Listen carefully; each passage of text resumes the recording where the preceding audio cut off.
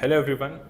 In this video we are going to discuss a very important question from paper 1 from soil science syllabus, that is how to increase the water absorption and water retention of the soil, and this is also a previous year question.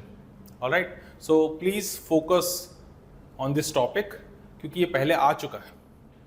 And in this video we will be discussing the key points that you have to mention in your answer. All right, so this question was for 10 marks. So 10 marks के लिए 12.5 marks के लिए फिर से पूछ सकते हैं इसको. So I will be discussing the key points. You make your notes from those key points, right? तुम उन headings को use करके अपना notes बना सकते हो.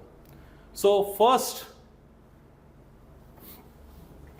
point to improve water retention or water holding capacity of the soil is till less.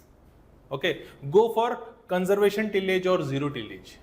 अब तुम बोलोगे सर tillage का पर्पस ही है कि to make the soil loose, to make the soil more friable, so ज़्यादा porous बनाना tillage का purpose होता है. So if you till, soil will become if you go for ploughing, soil will become more loose, more friable, aeration बढ़ेगा. The entire purpose of ploughing or tillage is for easy seed germination, ताकि seed आराम से water absorption करे और वो germinate होके बाहर आए. That is the whole purpose. बोलोगे सर आप तो बोल रहे हो till less. So because soil water absorption and retention is directly proportional to the pore space, तुमको ये point थोड़ा सा odd लगेगा, right? But think carefully. When you plow, जब तुम प्लविंग करते हो या जब तुम टिलेज करते हो, only the top 30 centimetre soil will become loose and you use heavy equipment. Tractor use करते हो आप बड़ा, right? So you use heavy equipment and during the tillage only the top most soil, top 30 centimetre soil will be temporarily made loose. जो porosity है, जो soil को friable बना रहे हैं हम लोग, जो लूज कर रहे हैं, वो सिर्फ टॉप सॉइल को कर रहे हैं. But because of the weight of the vehicle, जो lower layers हैं, they are becoming more and more denser. Lower layers are becoming more and more compact year by year. हर साल तुम्हारा जो lower layers हैं ज़्यादा से ज़्यादा compact बनते जा रहे हैं. तुम्हारा जो soil lose हो रहा है वो सिर्फ top 30 सेंटीमीटर का soil है, right? So if you go for normal traditional tillage, traditional ploughing, traditional tillage करोगे तो टॉप सॉइल लूज होता है. And again during the tillage you have to also make sure the moisture level in the soil is optimum. If you go for tillage in too dry soil, अगर ज्यादा dry soil है तो it will destroy the soil structure. So soil structure destroy हो जाता है, right? So you have to make sure enough moisture is available in the soil before प्लविंग. So traditional जो conventional tillage है, जो conventional tillage में तुम्हारा soil होता है, सॉइल का जो टॉप 30 सेंटीमीटर जो है, it will be made loose. But again if proper moisture level is not there, it may also damage the soil structure. तुम्हारा सॉइल स्ट्रक्चर डिस्ट्रॉय हो जाता है एंड जो लोअर लेयर्स हैं they will become more and more compact. अब इससे क्या होगा? लोअर लेयर्स कॉम्पैक्ट बन जाएंगे तो क्या होगा? You see what will happen if the lower layers becoming more compact. See, ये टॉप लेयर, सपोज ये सॉइल है, सॉइल का जो टॉप, सपोज से ये जो तुम्हारा 30 सेंटीमीटर लेयर है, ये तुम्हारा लूज है, एंड जो लोअर लेयर्स हैं ये ज्यादा कॉम्पैक्ट है.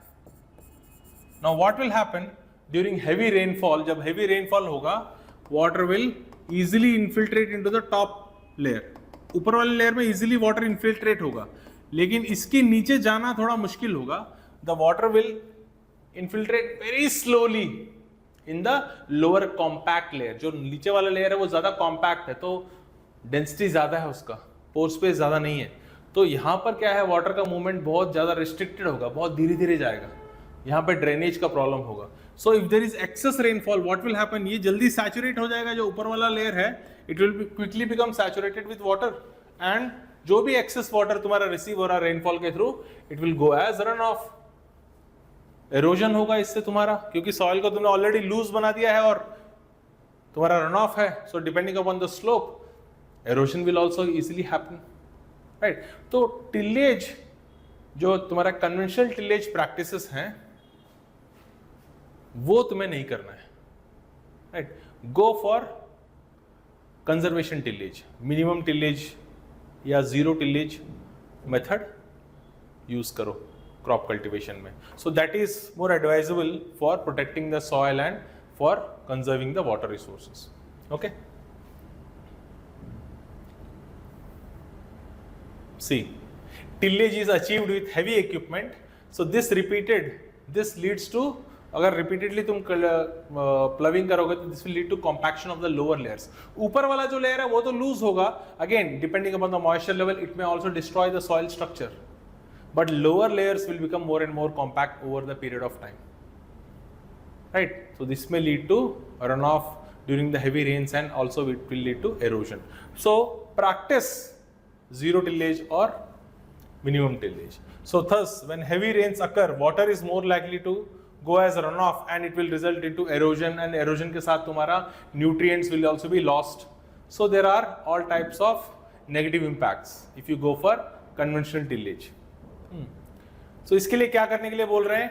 Go for zero tillage or minimum tillage. इससे क्या होगा? The stubble in zero tillage, the stubble remains on the soil. It will act as a protective layer. ये directly rainfall जो है तुम्हारा raindrops, they will not impact the soil. It will not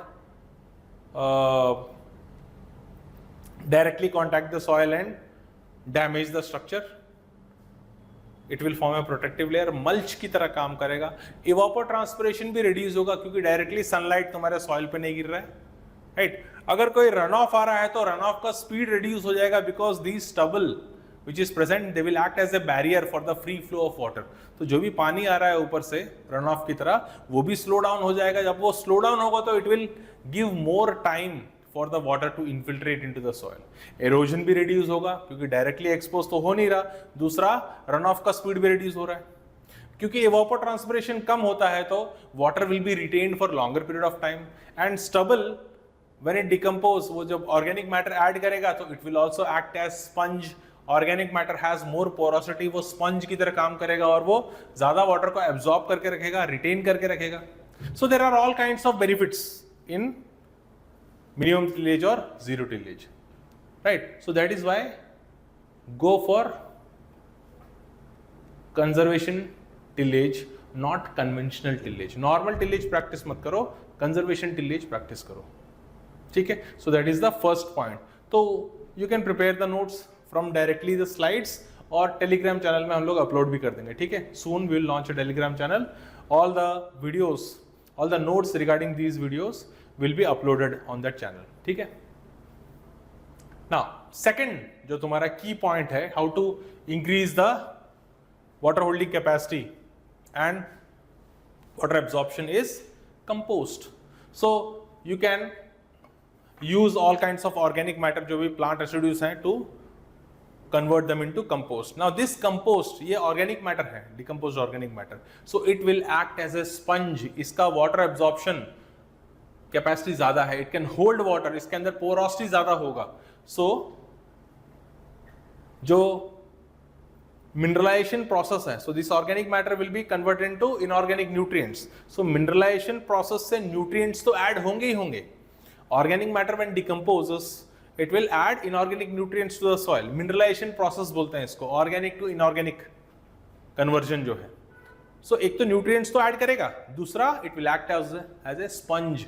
ये water को absorb करने में help करेगा। It will retain the water for longer period of time। So add compost, that is another। So इसी का एक extended point है, add organic matter, आगे आएगा। You can add any kind of organic matter, farmyard manure add करो या फिर green manure add करो, any kind of organic matter you can add to your soil। once it decomposes it will act as a sponge, it will help to retain more water, ठीक है। then texture also has a important role in irrigation scheduling। तुम देखो water retention या water absorption के basis में ही irrigation scheduling करते हो। so जो भी फार्मर है या फिर the person who is in charge of irrigation, so irrigation scheduling करते समय there are many factors that you have to consider. तुम्हारा क्रॉप का वाटर रिक्वायरमेंट क्या है, उसका जो की स्टेजेस कौन से हैं, क्रिटिकल पीरियड्स कौन से हैं, वेदर तुमको देखना है, रेनफॉल या वेदर, इवापोट्रांसपिरेशन कैसा है वहां का, ठीक है, weed growth, soil texture. So there are many things to consider. Soil texture is one of the important factor. See, अगर सैंडी सॉइल है, अगर सैंडी सॉइल है, सैंडी सॉइल में पानी डालोगे तो immediately it will enter into the soil, immediately infiltrate होगा और वो बियॉन्ड द रूट जोन निकल जाएगा, it will go beyond the root zone immediately. But अगर तुम्हारा हैवी सॉइल है, यानी ज्यादा क्ले कंटेंट है, हाँ, the pore spaces will be there, surface area ज्यादा होगा, पार्टिकल साइज जैसे कम होता है. So as the particle size decreases, surface area in bulk, not individual particle, in bulk the surface area will be higher. ज्यादा surface area होगा तो more tightly the water particles will be held together. So heavy soils में pore space, तुम्हारा capillary pores जो है वो, capillary pores are very small, so it can hold water for long against the gravity, right. Surface area भी ज्यादा होता है तो they will hold the water more strongly. So अगर तुम्हारा क्लेई सॉइल है या फिर हैवी सॉइल है तो तुमको ज्यादा टाइम मिलता है इरिगेशन देने में. So between two irrigation there will be more gap. अगर तुम्हारा सैंडी सॉइल है, you have to give irrigation within short span. तो एक दिन, ये आज इरिगेशन दिया है तो अगेन फिर एक दिन छोड़ के परसों तुमको फिर इरिगेशन देना पड़ेगा, because the water will be removed beyond the root zone. So अगर टेक्सचर तुम्हारा हैवी है, then between two irrigations there can be a gap. So the person who is involved in the irrigation scheduling or the farmer has to have thorough knowledge about the texture of the soil. उसी के basis में वो irrigation scheduling करेगा, ठीक है. Again, you can improve or you can change the structure, but you cannot change the texture. Texture को तुम change नहीं कर सकते, practically it is not possible. Theoretically yes, but practically it is not possible. So ये एक factor है. Okay, it is a factor. You have to have thorough knowledge about the soil texture before you go for irrigation or improving the retention capacity, water retention capacity. ठीक है? Okay, so ये पहले एक बताया था compost. So add compost. So compost add करते समय या organic matter जब तुम add कर रहे हो, so whenever you are adding compost or whenever you are adding organic matter, you have to have knowledge of how much amount of nutrients are already there in the soil. तुम्हारे soil में का जो nutrient status है वो तुमको पता होना चाहिए. Now on that basis you will add organic matter. तो कितना organic matter add करोगे, किस type का organic matter add करोगे, because organic matter का carbon nitrogen ratio में vary depending upon the material. Carbon nitrogen ratio का तुमको ध्यान देना है, किस type का organic matter तुम add कर रहे हो और कितने amount में add कर रहे हो.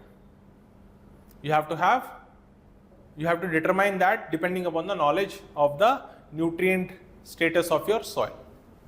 So organic matter add कर सकते हो, farmyard manure हो या फिर तुम्हारा green manuring है. तो basically organic matter, it acts as sponge, it has more pore space, it can retain the water for longer period of time. ठीक है? So organic matter जितना ज़्यादा add करोगे soil में उतना अच्छा है, उतना ज़्यादा water को वो hold करके रखेगा. ठीक है? Now irrigation. So irrigation में भी again you have to go for most efficient methods of irrigation. So micro irrigation की हम लोग बात करते हैं, क्योंकि micro irrigation में क्या होता है ना, conveyance loss नहीं होता है. So for example drip irrigation. Drip irrigation में through the main line and laterals and through drippers directly near the root zone the water is applied. So तुम्हारा conveyance loss या evapotranspiration, because you are not wetting the entire surface, evapotranspiration भी कम होता है, conveyance losses भी नहीं है. अगर तुम channel के through आता तो there would be conveyance losses, क्योंकि water leach होता, water तुम्हारा percolate होता, percolation losses होते, evaporation losses होते. So there is no conveyance loss. So most efficient methods of irrigation use करो ताकि water loss कम हो. Okay, so that losses will be minimized.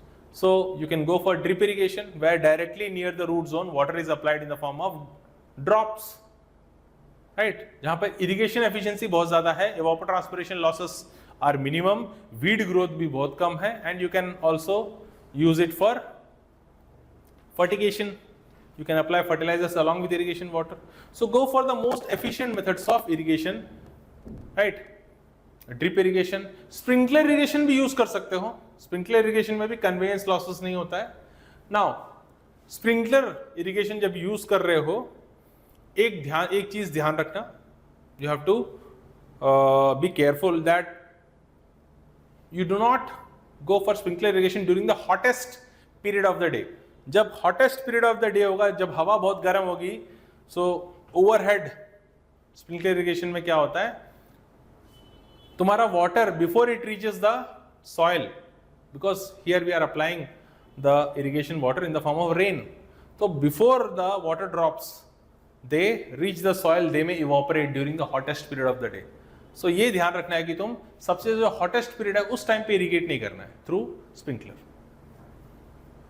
तो एफिशिएंट इरिगेशन मेथड्स यूज करो and minimise the bare soil. Soil को bare यानी without any cover मत छोड़ना. So if the soil is without any cover, directly तुम्हारा sunlight गिर रहा है, soil will heat up very quickly and whatever water is present, it will be evaporated. Okay, even when you have crop cover, so depending upon the type of crop, plant to plant जो distance है, row to row distance and between the plant to plant spacing अलग अलग होता है. commercial spacing is different for different crops. Now in case of closely growing crops, जहां पर close तुम planting कर सकते हो, where the plants will overshadow the soil, soil तुम्हारा पूरा plants के shadow में रहेगा, वहां पे तुम्हारा evaporation losses are minimized, right? Where the plants are growing very close together, they will overshadow the soil and the evaporation losses are minimized. But again, एक चीज का ध्यान रखना, अगर तुम बहुत ज्यादा पास में grow करते हो, if you reduce the spacing, what will happen? The air circulation between the plants will reduce.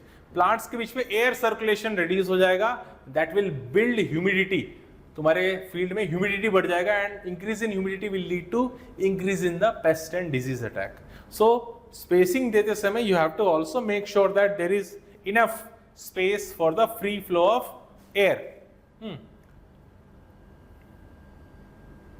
ठीक है, अगर तुम्हारा ऐसा क्रॉप है जहां पे बहुत ज्यादा स्पेसिंग है, if the spacing between the plants और the rows is too much, there you can go for plastic mulch. so dark जो तुम्हारा प्लास्टिक है या फिर कोई और लैंडस्केप फैब्रिक है, बायोडिग्रेडेबल मटेरियल है, so you can use that as mulch to cover the soil. Spacing ज्यादा है तो शेड नहीं होगा to cover the soil, so plants are far away, तो वहां पर तुम प्लास्टिक mulch यूज कर सकते हो which will reduce the evaporation losses. so avoid bare soil. Soil को अगर तुम नेकेड छोड़ोगे तो सनलाइट से गर्म हो जाएगा and evaporation losses will happen. So these are some of the techniques that can be used to improve the absorption of water and improve the water holding capacity of the soil. So I hope this will be useful. तो तुम अपना answer जो है ना इन points के चारों तरफ बना सकते हो. So using these points you can make your answer, make your notes so that you can revise it easily. So I hope this is useful. Thank you very much.